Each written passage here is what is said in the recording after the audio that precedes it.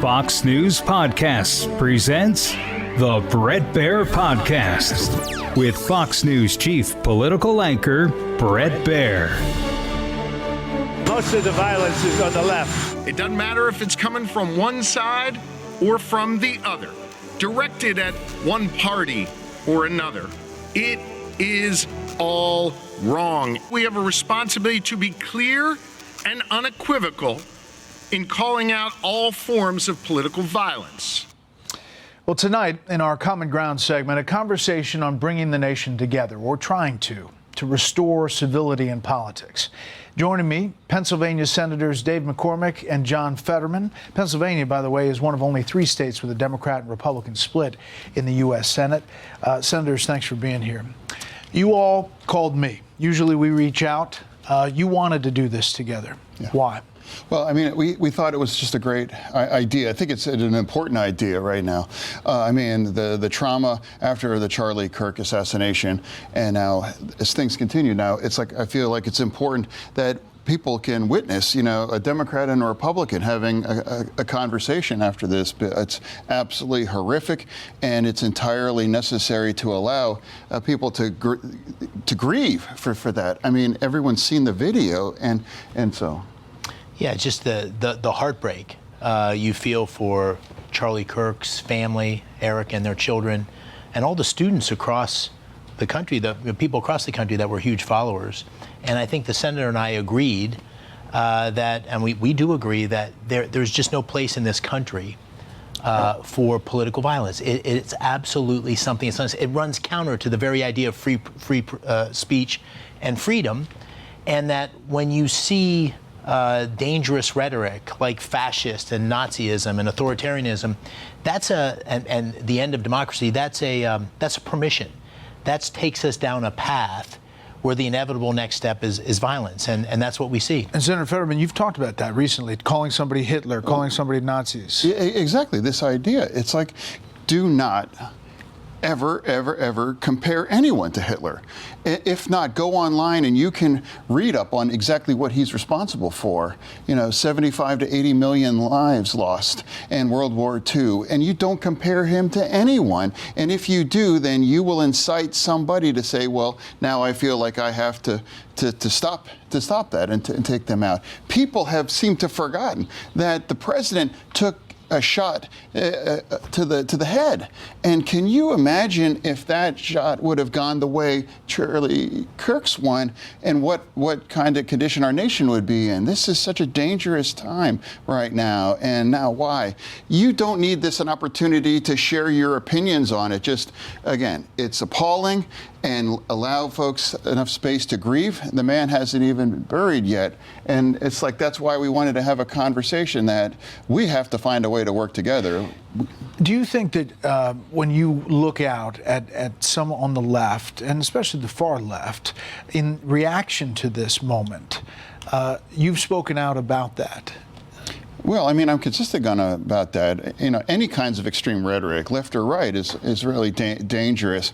And now it's just Luigi had his latest thing, and now there's people on the very left on my side cheering him, and raised over $1 million for his legal fund. It's like, this coward executed a father and a businessman just because you happen to disagree with his business. Now that's, you know, keep having these kinds of arguments. Well, guess what? The next one's going to be on you, and you'll end up on the sidewalk. Then we have to it's just unacceptable, and we have to just absolutely turn the heat down. You know, you've been getting heat from some in your party saying you've been criticizing Democrats, and we talked about this back in June. You all had this Senate project moment at the Kennedy Institute. Take a listen.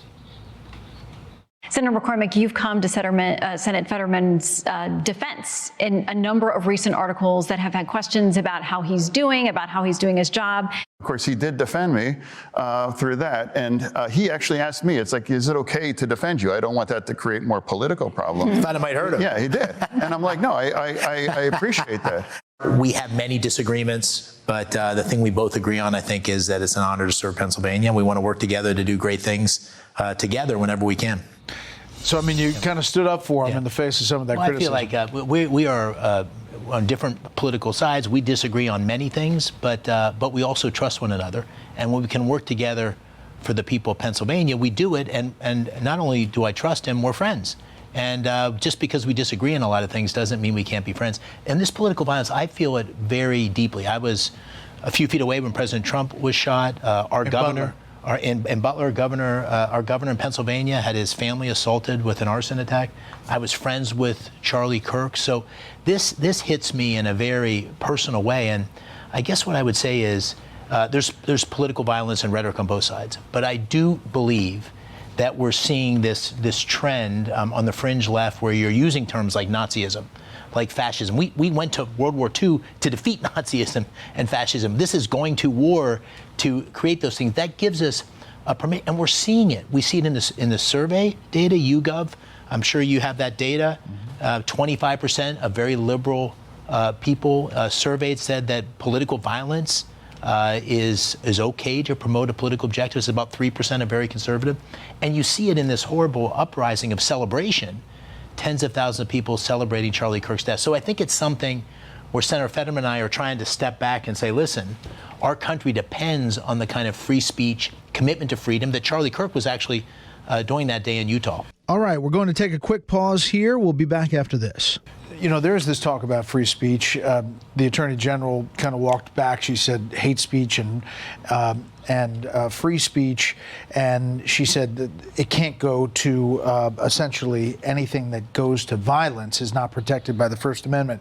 Charlie Kirk, on all speech, he tweeted out in May of 24, hate speech does not exist legally in America. There's ugly speech, there's gross speech, there's evil speech, and all of it is protected by the First Amendment. Keep America free. So there is this balance of speech and how far you go and what you cancel or take off the table, but in our country, free speech is protected.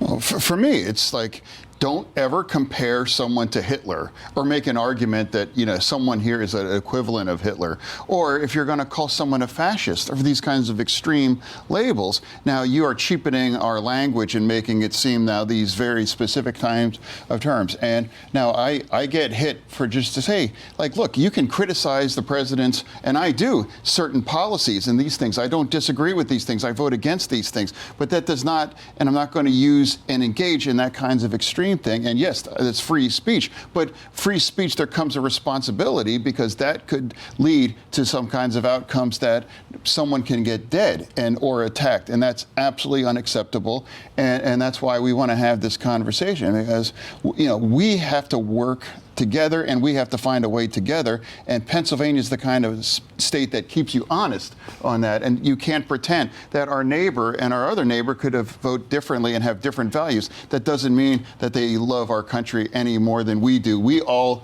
love our country. I believe that we're all Americans, and we have to disagree in a nice way. What do you think spurs on this political violence? Do you think, I talked to Governor Cox from Utah, and he said social media has gone into dark places. What do you think is behind this? I personally think you have to get to the very root cause, and I think the root cause is what the senator was just speaking of.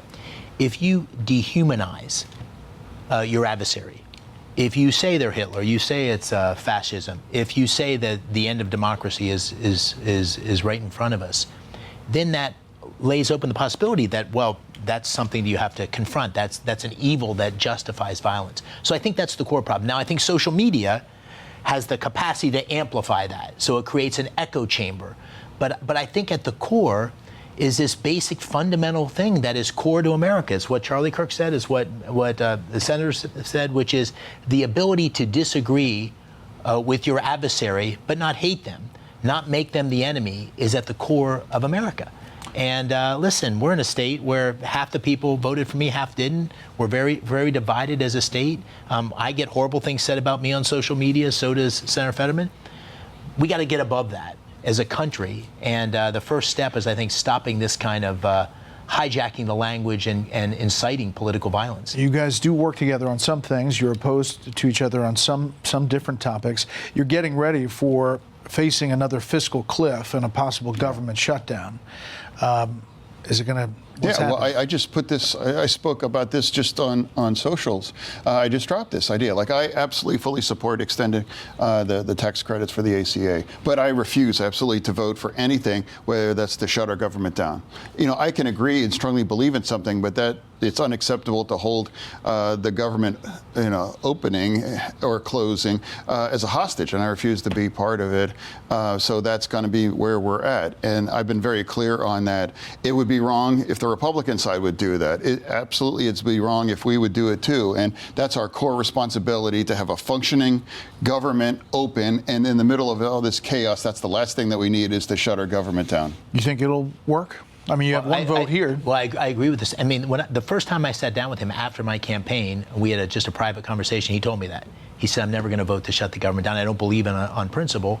And we'll see. I think it's inappropriate. I think it's irresponsible to hold the government hostage for some policy objective that we may have very different views on. I agree with the senator on that, and so we'll have to see.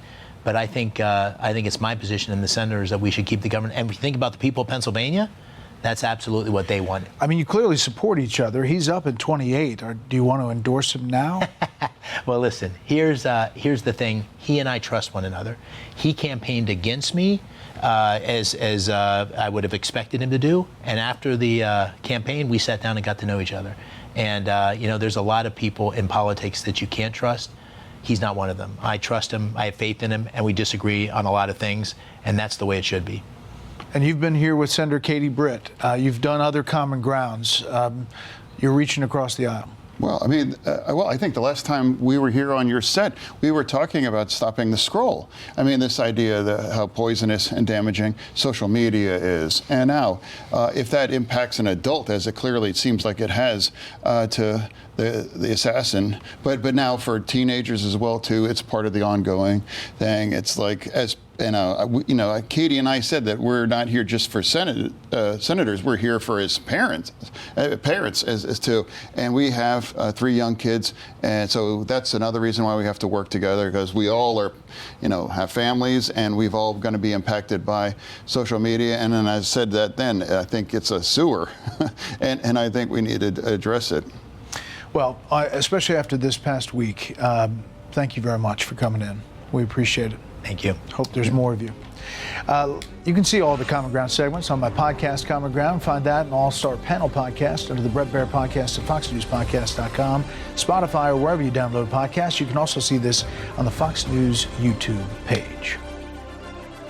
Listen ad-free with a Fox News Podcast Plus subscription on Apple Podcasts, and Amazon Prime members can listen to this show ad-free on the Amazon Music app.